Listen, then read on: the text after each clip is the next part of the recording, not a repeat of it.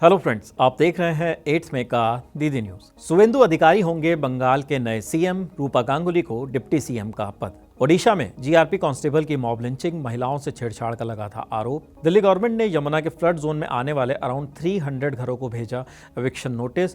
15 days में घर खाली करने के लिए कहा गया।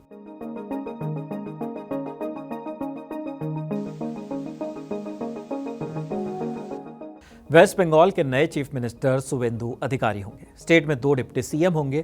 पहले डिप्टी सीएम रूपा गांगुली होंगी, तो वहीं दूसरे डिप्टी सीएम का नाम खबर लिखे जाने तक क्लियर नहीं हो सका है। सीएम बनने वाले शुवेंदु के पास होम मिनिस्ट्री होगी। कोलकाता में होम मिनिस्टर अमित शाह की प्रेसिडेंसी में विधायक दल की बैठक के बाद आज शाम 5 बजे इसकी अनाउंसमेंट की गई।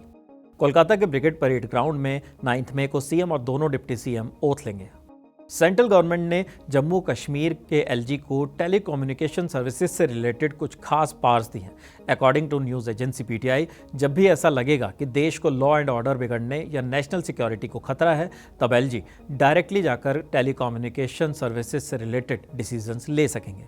इसमें मोबाइल या इंटरनेट सिग्नल को रोकना, सर्विस को बंद करना और मैसेज को डिक्रिप्ट करने जैसे राइट्स इंक्लूडेड बताए जा रहे हैं।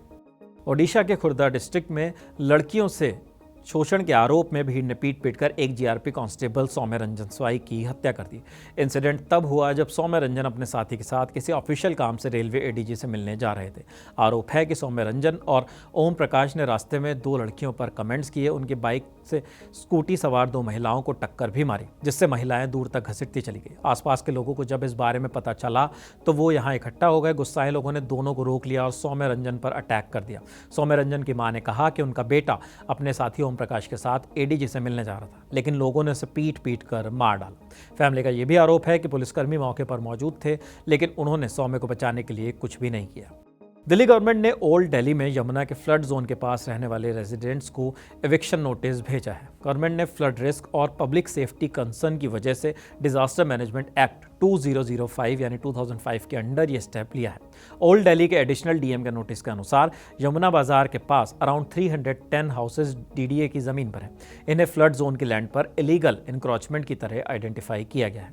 ऑफिसर्स ने कहा है कि जब यमुना में वाटर लेवल इंक्रीज होता है तो ये एरिया हर साल आने वाली बाढ़ की चपेट में आता है, जिससे लोगों की लाइफ और उनकी प्रॉपर्टी को भारी नुकसान झेलना पड़ता है। एडमिनिस्ट्रेशन ने रेजिडेंट्स को नोटिस की डेट से विदिन 15 डेज ये एरिया खाली करने का ऑर्डर जारी किया है। समाजवादी पार्टी लीडर अखिलेश यादव कल तृणमूल कांग्रेस यानी टीएमसी प्रेसिडेंट ममता बनर्जी से मिलने उनके घर कोलकाता पहुंचे। ममता अखिलेश को रिसीव करने के लिए गेट पर आई। अखिलेश यहां एक शॉल लेकर पहुंचे थे। वे जैसे उड़ाने के लिए आगे बढ़े, ममता ने कहा कि इसकी क्या जरूरत थी। इस पर अखिलेश बोले, दीदी आप लड़ी हैं, आप हारी नहीं।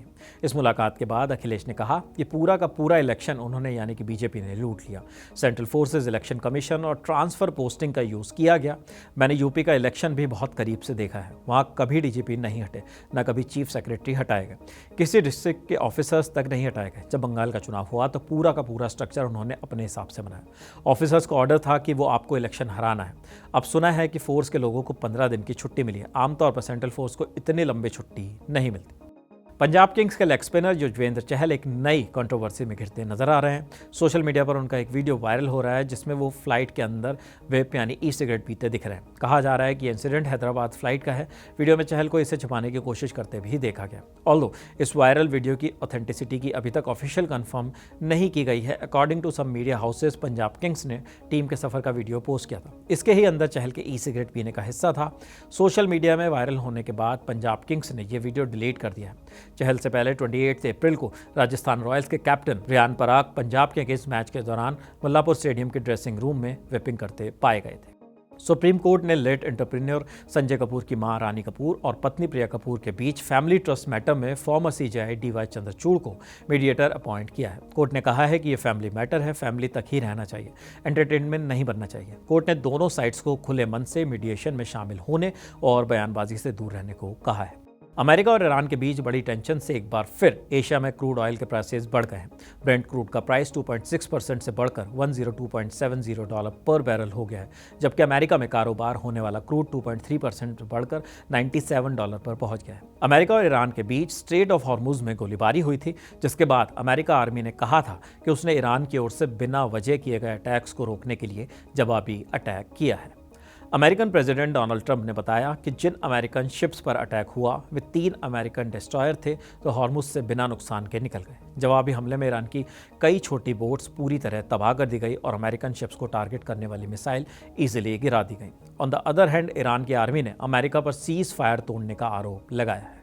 डच शिप MV होडियंस पर हंता वायरस के 5 केसेस कंफर्म हुए हैं और 3 लोगों की अब तक डेथ हो चुकी है। अकॉर्डिंग टू BBC न्यूज़ इस शिप पर मिनिमम 2 इंडियन सिटीजन्स भी हैं। इस शिप पर 28 कंट्रीज के अराउंड 150 पैसेंजर्स थे, लेकिन दर्जनों लोग 24 अप्रैल को सेंट हेलेना आइलैंड पर उतर गए। यह शिप इस वीकेंड तक कैनरी आइलैंड में डॉक करने वाला है। WHO एक्सपर्ट मारिया वैन कैरखोवो ने प्रेस कॉन्फ्रेंस में कहा है कि ये कंडीशन कोविड-19 जैसी नहीं है। उन्होंने बताया कि हंता वायरस वैसे नहीं फैलता जैसे कोरोना फैला था, बल्कि ये सिर्फ बहुत नज़दीकी और निजी संपर्क से फैलता है।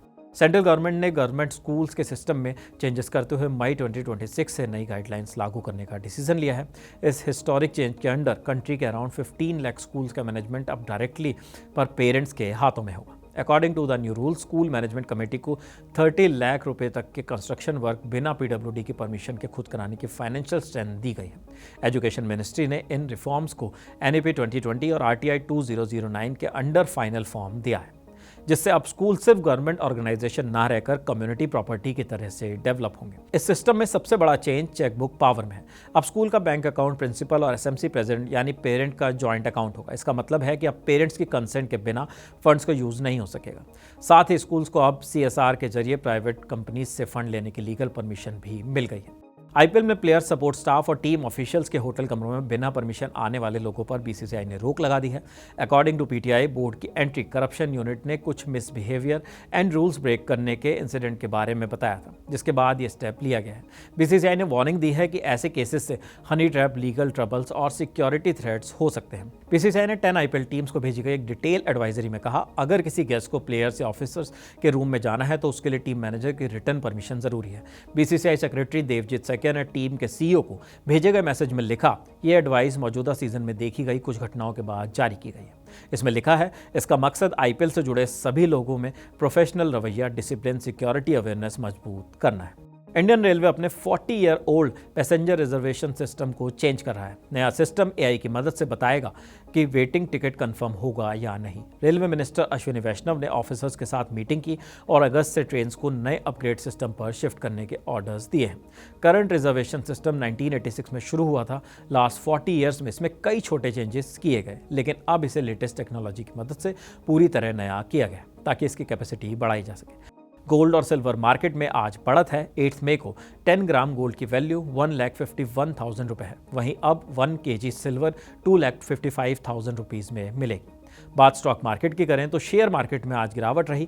निफ्टी 0.62% गिरावट के साथ 24,176 पर और सेंसेक्स 0.66% गिरावट के साथ 77,328 पर बंद हुआ। आज निफ्टी 50 में Titan Company, Apollo Hospital, Asian Paints, Tata Consprod और अडानी पोर्ट्स टॉप गेनर्स रहे। वहीं SBI, Coal India, HDFC Bank, Axis Bank, Bajaj Finance और ONGC आज के टॉप लूजर्स हैं। आज के न्यूज़ बुलेटिन में फिलहाल इतना ही। देखते रहिए जिंदाबाद। Bye bye.